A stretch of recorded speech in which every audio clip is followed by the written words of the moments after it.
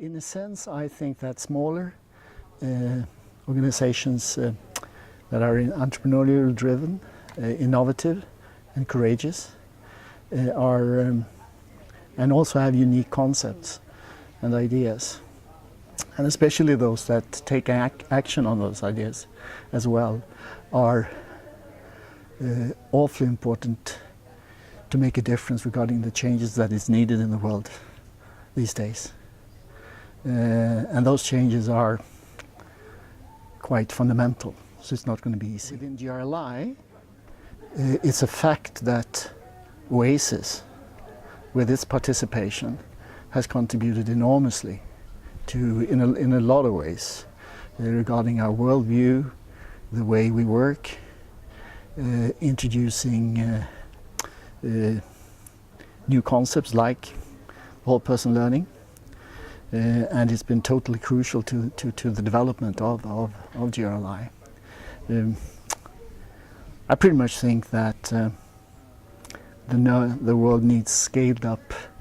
oases, truly serving the common good. And on the most larger organizations and institutions and business schools operate within the current paradigm, and they are also stuck with operating ways that are quite difficult to change in many ways. So they're stuck much more within the systemic features of our world today, whilst more organization can sort of go outside of the frame, break boundaries in a different way, can work much more collaborative, much more across different sectors of society, and also actually integrate much more disciplinary than larger organizations, especially academic organizations, can. So the smaller, more flexible, faster, entrepreneurially driven organizations do contribute in an enormous way, and I think it's basically the accumulation of organizations like that will create eventually the tipping point that we need systemically, rather than the big ones from within trying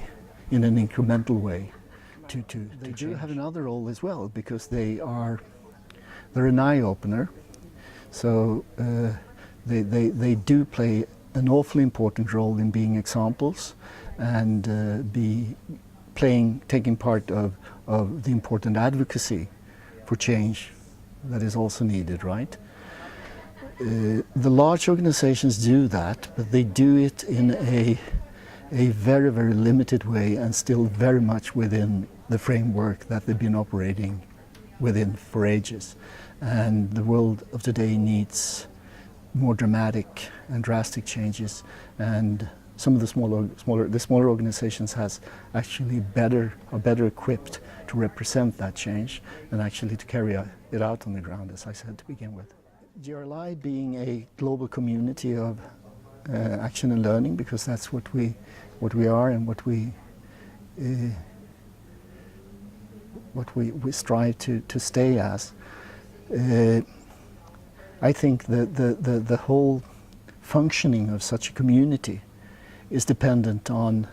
people that are very much driven from within and very much dedicated. You can find those in large organizations, but in a sense, when you want things to happen and when you want to take action, many of the large organizations are like, when you return to those organizations, you do have limited possibilities of actually carrying out what you are dedicated to. While in the community that we work, the smaller organization then can represent much more of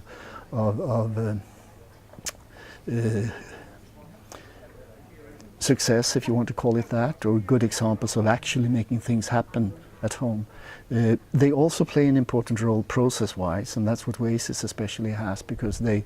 do introduce a different mode of operating in many ways, and they represent a different way of looking upon on how an organization can function,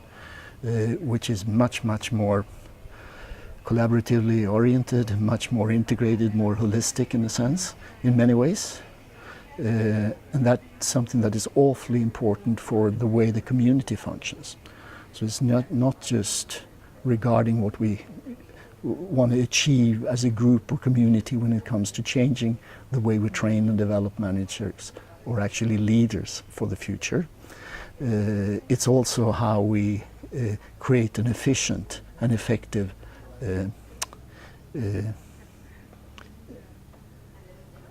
way of working within the GRLI's community. They contribute to that as well.